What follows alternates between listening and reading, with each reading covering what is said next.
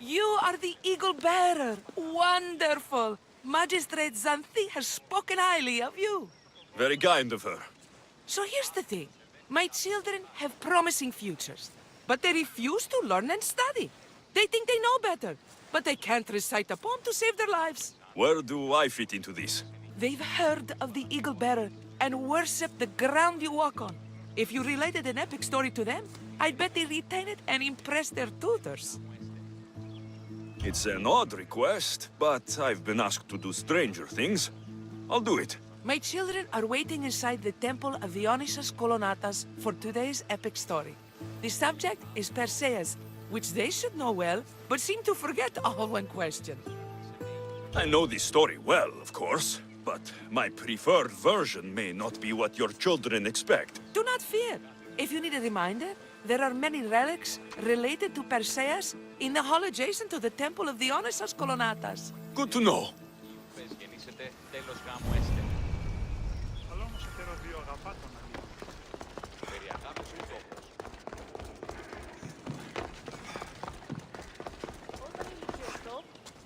Hello, I'm... The Eagle Bearer. We've heard all about you. Are you going to tell us a story today? Do we have to listen? We've heard it 100 times. Yes, that's me. And yes, I'm telling you a story.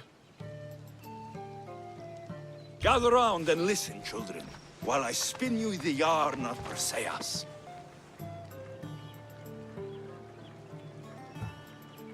Perseus, the king of Argos, was not a good man. He had one child, a daughter, Danae. Bitter that he had no son, he went to the Oracle of Delphi and heard a prophecy that chilled him. Ooh, what was it? The Oracle said Perseus would be killed by his grandson, but Danae was unmarried and childless at the time. To protect himself, he locked Danae in a bronze room, open only to the sky. Ooh. However, mighty Zeus saw the girl and fell in love with her. He transformed into a golden shower and seduced her. Danae gave birth to a son, Perseus. I knew it. King Perseus couldn't kill the boy for fear of angering Zeus.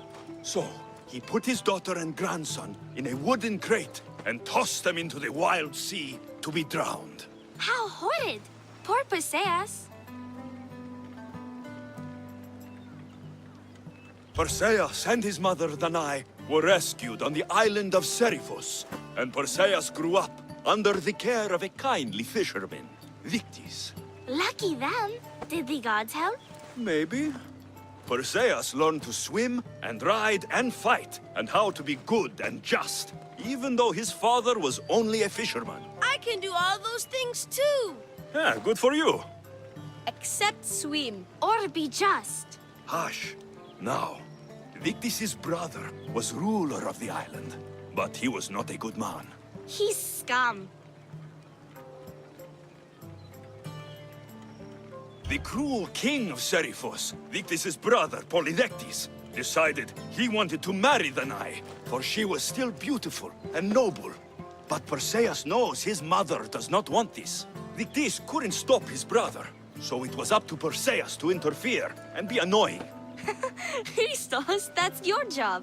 I will keep the stinky king from marrying you. The cruel and, stinky king became angry. To get rid of Perseus, Polydectes sent him on an impossible quest.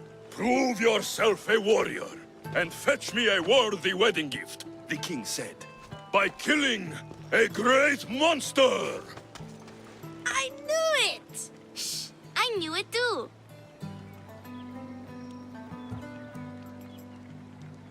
Polydectes told Perseus to bring back the head of Medusa, the Gorgon, whose gaze could turn anyone who looked into her eyes to stone. Ah! Polydectes knew that Medusa would be Perseus' death.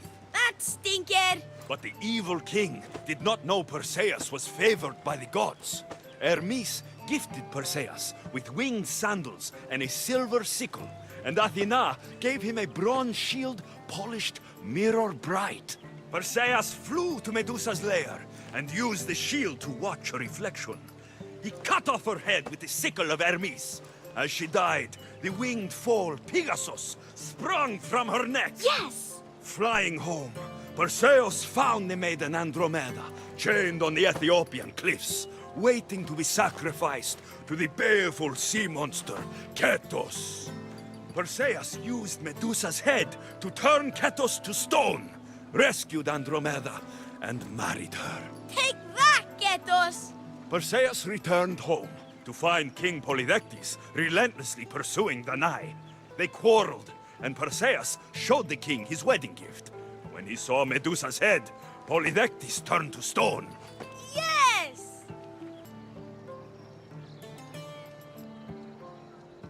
Perseus traveled to Argos with his family, and one day competed in the great athletic games. He hurled the discus, and his throw was so great that it shot into the stands and struck King Acrisius. So doing, Perseus killed his grandfather and fulfilled the prophecy. Hurrah! You can't escape your fate. In the end, Perseus and Andromeda settled in Mycenae as king and queen, and had 7 sons and 2 daughters, the Perseidae. That was a great telling of the tale. I'll never forget it. Maybe the best. I can't wait to tell all my friends. Ah, thank you. I couldn't help overhearing the end of your story. Truly inspiring, Eagle Bearer.